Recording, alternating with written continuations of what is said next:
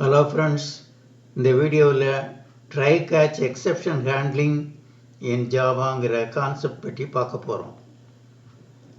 இதுவரைக்கும் நாம் பார்த்த ஜாவா ப்ரோக்ராமில் எரர் எதுவும் வரல. ப்ரோக்ராம் எழுதுவோம், அதை ரன் பண்ணுவோம், நமக்கு அவுட்புட் வரும். அந்த மாதிரி தான் போய்கிட்டு இருந்தது.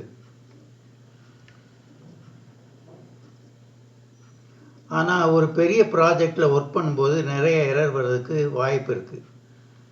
நீங்கள் யூசர்கிட்ட இருந்து இன்புட் வாங்கும்போது யூசர் கரெக்டாக வேல்யூவை கொடுத்தால் ப்ரோக்ராம் சக்ஸஸ்ஃபுல்லாக ஒர்க் ஆகும்.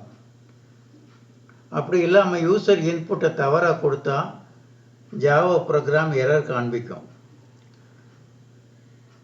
அதுக்கப்புறம் அந்த யூசர் அந்த சாஃப்ட்வேரை ஃபர்தராக யூஸ் பண்ண மாட்டார்.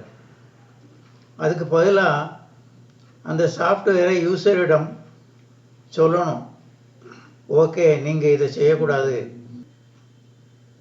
இப்படி பண்ணிங்கன்னா உங்களுக்கு எரர் வரும் அப்படின்னு சொன்னால் யூசருக்கு தெரியும், ஓகே இந்த மாதிரி நம்ம பண்ணக்கூடாது போல்.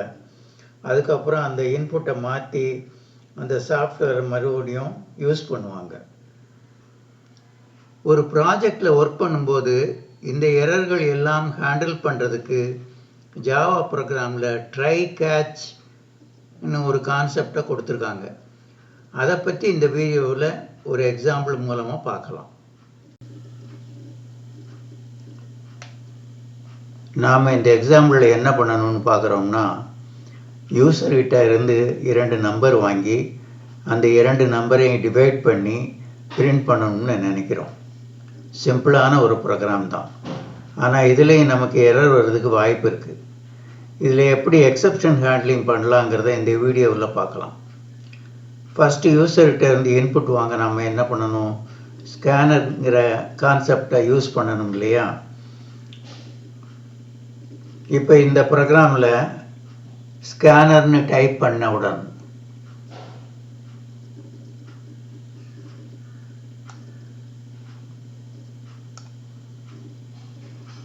ஜாவா java.util ஸ்கேனருங்கிறத இம்போர்ட் பண்ணிடும்.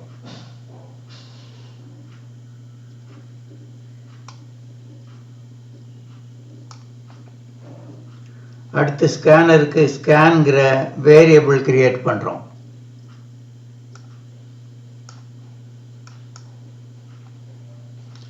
இப்போ நாம் எங்கேருந்து இன்புட் வாங்கணுங்கிறத ஸ்கேனரோட பேரந்தசிஸ்குள் கொடுக்கணும்.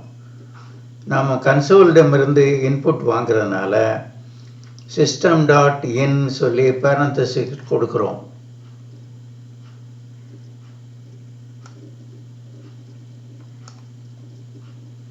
இப்போ நமக்கு ஸ்கேனர் ஆப்ஜெக்ட் ரெடி ஆயிடுச்சு. அடுத்து நாம் 2 இன்புட் வாங்கணும் இல்லையா. அதுக்கு int num1 equal to scan.next int of சொல்லி கொடுத்துட்றோம். அதே மாதிரி இன்னொரு number int num2 equal to scan.next in of சொல்லி கொடுத்துட்றோம்.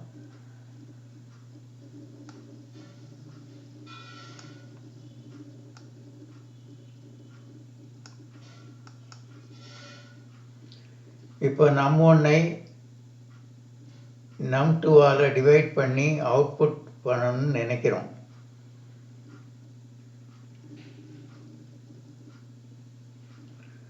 அதுக்கு system.out.println num1 by num2 சொல்லி ப்ரோக்ராம் எழுதுகிறோம்.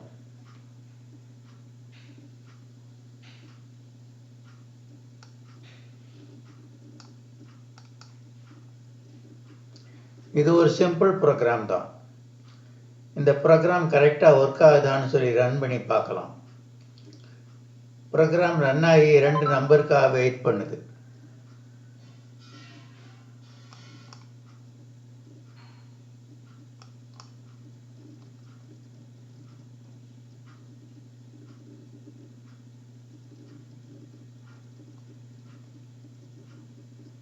இப்போ ஃபர்ஸ்ட் நம்பர் 10ன்னு சொல்லி கொடுக்குறோம்.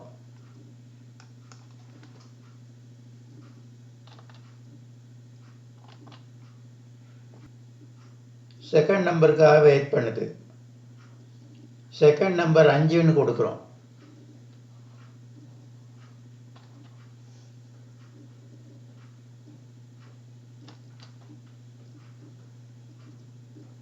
நமக்கு ப்ரோக்ராம் கரெக்டாக ஒர்க் ஆகி 2ன்னு அவுட்புட் கொடுக்குது.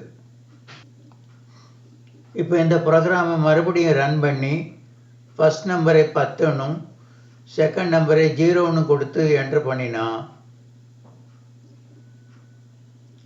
நமக்கு எக்ஸப்ஷன் இன் த்ரெட் மெயின் java.langன்னு சொல்லி ஒரு எரர் வந்து ப்ரோக்ராம் எண்ட் ஆயிடுது.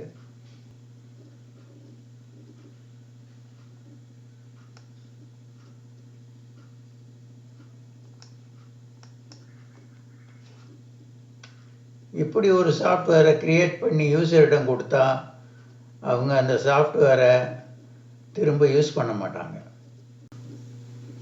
எனவே இப்படி எரர் வரக்கூடிய வாய்ப்புள்ள இடங்களில் எக்ஸப்ஷனை நாம் கரெக்டாக ஹேண்டில் பண்ணணும். சரி, இப்போ இந்த எக்ஸாம்பிளில் இந்த எக்ஸப்ஷனை எப்படி ஹேண்டில் பண்ணலாங்கிறத பார்க்கலாம்.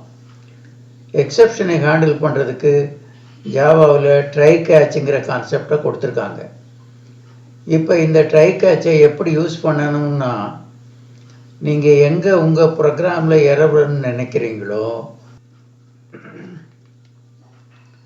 அந்த பிளாக்கை ட்ரை கேட்ச் பிளாக்குள் கொடுத்துடணும். இப்போ இந்த ப்ரோக்ராமில் ப்ரோக்ராமிங் லைன் 6ல் தொடங்கி 13 வரை உள்ள பிளாக் தான் ட்ரை கேட்ச் பிளாக்.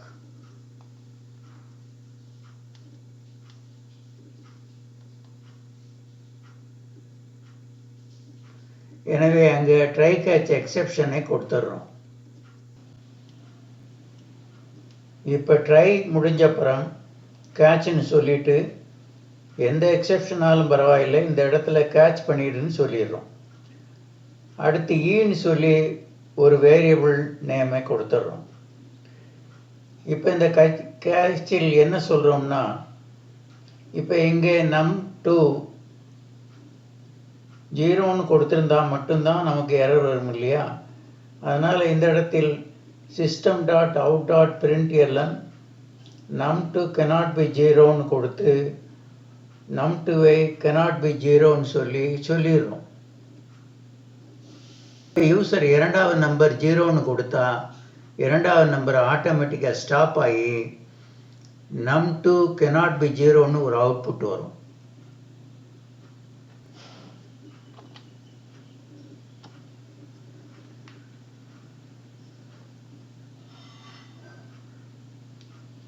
எனவே யூசர் அடுத்த வாட்டி அந்த சாஃப்ட்வேர் யூஸ் பண்ணும்போது 2வது நம்பரை 0ன்னு கொடுக்க மாட்டாங்க. இந்த ப்ரோக்ராம் கரெக்டாக ஒர்க் ஆகுதாங்கிறத நாம் மறுபடியும் ரன் பண்ணி பார்க்கலாம். ப்ரோக்ராம் ரன் ஆயிடுச்சு. முதல் நம்பர் 10ன்னு கொடுக்குறோம், 2வது நம்பர் 0ன்னு கொடுக்குறோம்.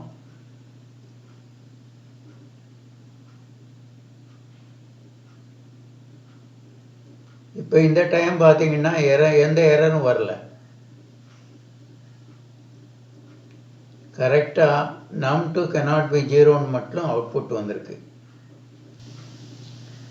இப்படித்தான் நாம் எந்த ப்ரோக்ராம் ஜாவாவில் எழுதினாலும் ஏதாவது ஒரு இடத்துல எக்ஸெப்ஷனோ அல்லது எரரோ வர்றதுக்கு வாய்ப்பு இருக்குன்னா அந்த பிளாக்கை வந்து ட்ரை கேட்சுங்கிற